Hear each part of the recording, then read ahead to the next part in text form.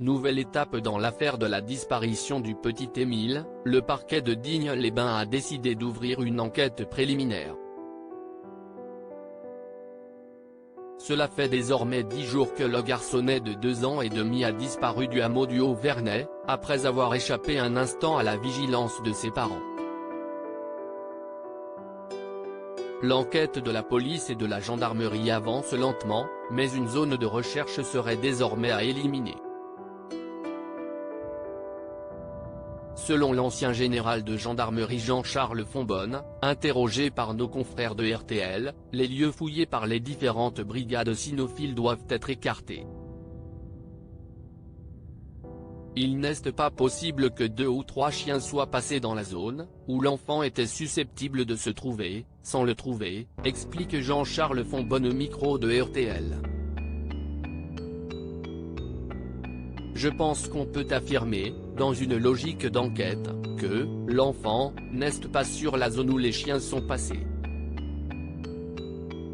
Après le passage des premières brigades cynophiles, des Saint-Hubert, des chiens à l'odorat exceptionnellement performants, avaient ensuite été mobilisés pour retrouver la trace du petit Émile.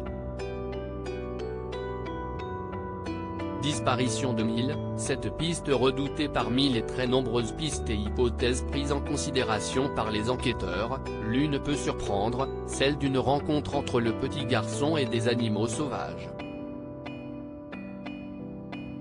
Une source proche du dossier, citée par BFM Télévision, évoque même la possibilité d'un enlèvement par un oiseau, bien que les détails manquent pour l'instant. Les rapaces de grande taille s'attaquent régulièrement à des animaux de taille moyenne tels que des agneaux ou des chevreaux, dont ils se nourrissent. Certains habitants du Haut-Vernay ont même évoqué la piste d'une attaque de loups. En 2017, le maire du village avait assuré à une radio locale avoir vu des loups traverser le village.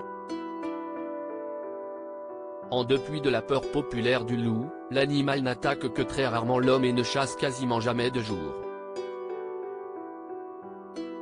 Par ailleurs, aucune preuve tangible ne vient appuyer ces deux hypothèses. Crédit photo, capture d'écran BFM TV.